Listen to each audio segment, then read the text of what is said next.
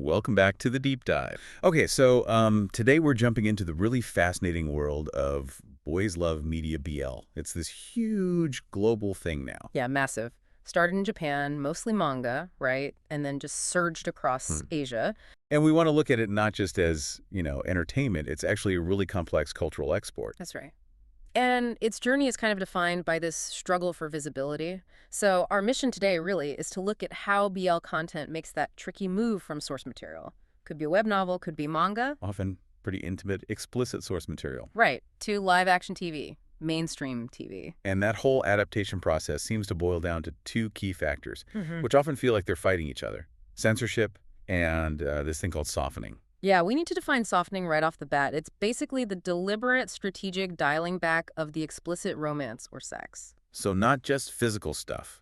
No, not just kisses or whatever. It's also about removing the direct I love yous, the overt romantic plot points. It's all about complying with government rules. While still keeping something there for the fans. Exactly. Keeping just enough subtext, those hints, to keep the core audience invested. It's a balancing act. Okay, so that really sets up the core tension, doesn't it?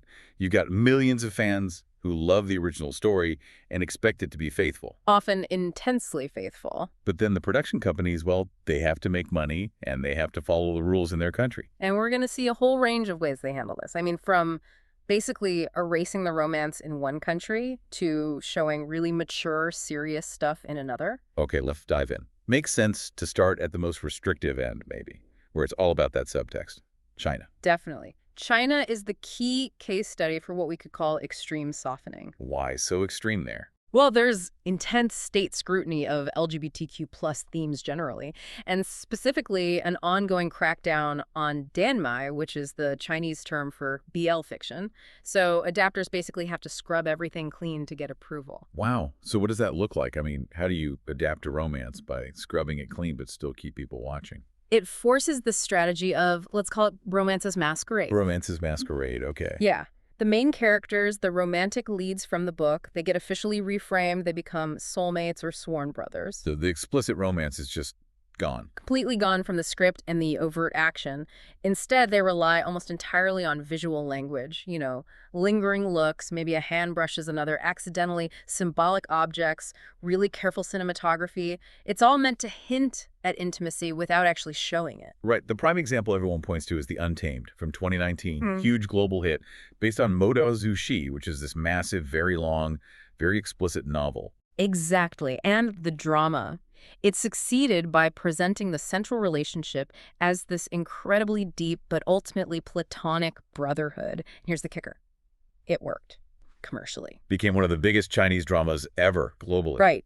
Proving that this extreme softening, this strategic ambiguity, can actually be incredibly successful in terms of viewership and money. But isn't that kind of feeding the censorship, just giving in? Well, it creates this really interesting situation because, yes, on one level, the original story is fundamentally changed, even betrayed, some would say. Yeah. But on the other hand, this forced subtlety, this lack of explicit content, it actually spurred this phenomenon fans call creative rereading. Creative rereading. What's that? It means fans actively hunt for clues. They analyze every tiny gesture, every line of dialogue, every look to find the real romance hidden underneath the surface. They're looking for confirmation of the original story. So the audience is doing the work the show couldn't. That sounds like a form of resistance Yeah. almost. That's exactly how many see it. In a media landscape with tight controls, the audience's sheer determination to see the queer narrative, to read between the lines, it becomes this powerful collective act. Oh, they fill in the blanks themselves. Right, and ironically, that can make the subtext feel even more powerful to them than if it had just been shown plainly. Now, obviously, fans of the original novel might still be really frustrated Understandably. that the text itself was altered so much. But the global success of The Untamed shows that the strategy, commercially speaking, tapped into something powerful. It leveraged the audience's own interpretative work. Okay, so China is one end of the spectrum, maximum restriction, subtext is king. Where? Where do things loosen up? Let's maybe jump to Thailand. Good transition. Yeah, Thailand is generally seen as much more relaxed when it comes to BL censorship. Thai dramas are often known for being pretty open with intimacy. Physical But affection, spicy scenes, as the fans say. exactly. So fans often go into Thai BL with really high expectations for faithfulness to the source and definitely for those intimate moments. But, yeah, it's not all smooth sailing there either, is it? There's still constraints, commercial ones especially, and this whole issue around fan service. Right. It gets complicated. Even with more freedom, commercial pressures are huge. And fan service is a really sticky area. Wait, hang on. If they can show intimacy on screen, why would fans get upset about fan service? Isn't that just giving fans what they want, driving buzz, good marketing? It's a real tightrope walk. See, fan service often extends off-screen. Production companies might encourage the lead actors to act like a couple in real life, doing interviews together, posting suggestive things on social media. Ah, to make the fans believe the chemistry is real, beyond the show. Precisely. They're selling the idea of a real-world connection to boost the show's popularity. Okay, I see where this is going. The backlash comes when fans feel like they've been tricked, right? Hmm? When they find out the off-screen chemistry was manufactured, or the actors don't actually like each other, or maybe the relationship on screen doesn't even develop the way the marketing suggested. Exactly. They feel misled, sometimes exploited. And this often ties into another issue, plot dilution. How so? Both are often commercial strategies. The off-screen buzz generation can be paired with an on-screen attempt to widen the show's appeal beyond the core BL fans. Yeah. Meaning, they might start sidelining the main BL couple's story. Or they introduce prominent heterosexual pairings and give them a lot of screen time. Think of shows like The Trainee, where fans felt the central BL plot got watered down. So it's a compromise to reach a bigger audience, Mhm. but the original fans feel like the show used them to get started and then pivoted away. That's the frustration, yeah. It feels like a betrayal of the source material and the core audience, all for broader commercial reach. It shows that even in a relatively free environment like Thailand, the pressure to make money can lead to decisions that alienate the base. Okay, interesting. So pressure exists everywhere, just in different forms. Now let's head north a bit to South Korea. Their BL industry is newer, but growing fast, right? Often based on webtoons. That's right. And they offer a really different flavor. We could call it minimalist intimacy. Minimalist intimacy. Explain that. Well, compared to Thailand, Korean BL dramas tend to have significantly less physical intimacy on screen.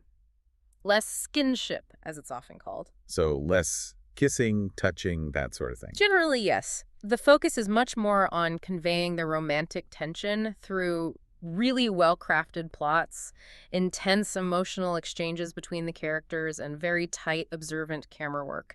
They focus a lot on micro-expressions, the unspoken feelings. And the format is often different, too, isn't there? Lots of short series, like 8 or 10 short episodes. Yeah, that's very common. It seems to be a deliberate strategy, actually. Why the short format?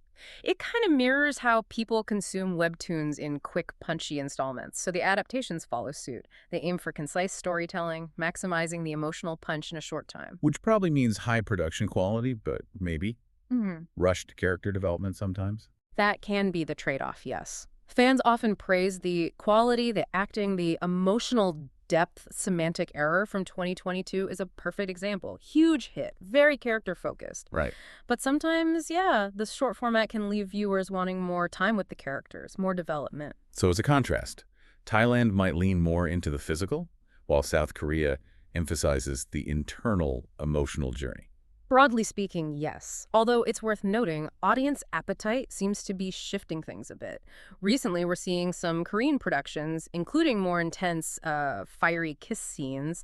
The industry seems to be listening to fans asking for a bit more on-screen intimacy. Always evolving. Okay, let's shift focus again. What about regions where maybe faithfulness to the original source and a sense of realism seem to be higher priorities? Starting with Japan, where it all began. Right, Japan. The birthplace of BL, or yaoi and shintanai as it developed there, they have a long history, and government censorship isn't really the major operational hurdle it is elsewhere. So what's their typical adaptation style like? Often very character-driven, quite subtle, and frequently has a sort of gentle slice-of-life feeling. Many adaptations are really lauded for sticking incredibly close to the tone and the story of the original manga. Any standout examples? Oh, definitely. Cherry Magic. 30 years of virginity can make you a wizard. I love that So diet. it's memorable. But seriously, this show was fantastic. Very lighthearted, super faithful to the manga's vibe. Fans adored it because it captured that gentle, wholesome feel and really focused on the characters' internal emotional worlds and growth. So fans there really value that subtle realism, that faithfulness. Hugely. But the flip side is expectations for accuracy are sky high. If a Japanese adaptation doesn't capture the essence of the source material, the criticism from fans can be swift and pretty brutal. They expect that fidelity. Okay, now what about the Philippines? That's a newer scene, isn't it? Really took off during the pandemic. Yeah, a significant surge then. And their approach has a unique flavor too. They often weave real-world issues directly into the romance plots. Like what kind of issues? Social and economic stuff, inequality, poverty, class differences, and especially the impact of the pandemic and lockdowns.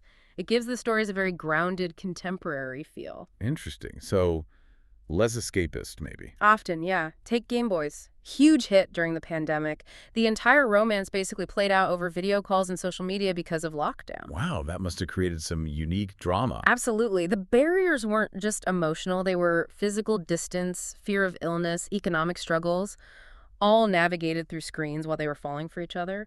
Fans really connected with the strong LGBTQ plus representation combined with that hyper-realism. It felt very relevant. Makes sense, grounding the fantasy in reality. Though, like anywhere, some Filipino series have faced criticism too, maybe for inconsistent plots or character arcs sometimes. No region is perfect. Fair enough. Okay, last stop on this tour. Taiwan. You mentioned earlier they're kind of an outlier. Definitely. Taiwan being the first place in Asia to legalize same-sex marriage, that has a profound impact on their media landscape. How so? More freedom. Tremendous freedom, relatively speaking. Their media scene is much less sanitized. They can and do produce BL dramas that are complex, mature, sometimes graphically intimate, and tackle serious themes without necessarily softening them. And what about tone? Often quite realistic, sometimes very serious. Character communication tends to be a strong point. And crucially, this is a big difference. Happy endings are absolutely not guaranteed. Really? Unlike other places where fans might demand it. Exactly. Taiwanese BL isn't afraid of bittersweet or even tragic resolutions. It reflects, perhaps, a more integrated, mature acceptance of queer narratives as simply life narratives, which aren't always happy. And how do fans react to that? Generally, very positively. They praise the maturity, the depth. There seems to be an acceptance of diverse outcomes. A good example is Kiseki. Dear to me, it's intense, dramatic, stays very close to a source material that deals with some pretty dark, morally ambiguous themes. Okay, wow. So we really span the whole spectrum. From China's Bromance Masquerade driven by strict control. All the way to Taiwan's openness, allowing for mature, sometimes explicit, and emotionally complex stories thanks to greater social tolerance. So if you zoom out, what's the big picture here? What connects all these different approaches? I think the core takeaway is that the journey of BL adaptation is constantly about negotiation and compromise. The specific strategy, whether it's that extreme softening or relying on fan service or going for minimalist intimacy or aiming for gritty realism, it's almost always shaped by the local context. How much regulatory pressure is there? What's the level of social acceptance? But the one constant, it seems, no matter how strict the environment, is the fan base. Absolutely. The fans are incredibly powerful. And in those really restrictive places, like China, the way fans actively seek out subtext, that whole creative rereading thing we talked about, Yeah. it's become more than just interpretation. It's a form of collective resistance almost. Yeah. It ensures these queer narratives don't just disappear, they persist, they even thrive within the limitations imposed on them. So the audience keeps the meaning alive, even when the text itself is forced to be ambiguous. Precisely. And this dynamic, this interplay between passionate fans, the producer's adaptation strategies, navigating censorship, and the cultural context, that's what will keep shaping LGBTQ plus visibility in Asian media. It's kind of amazing how creativity finds ways to flourish, even under serious constraints. It really is.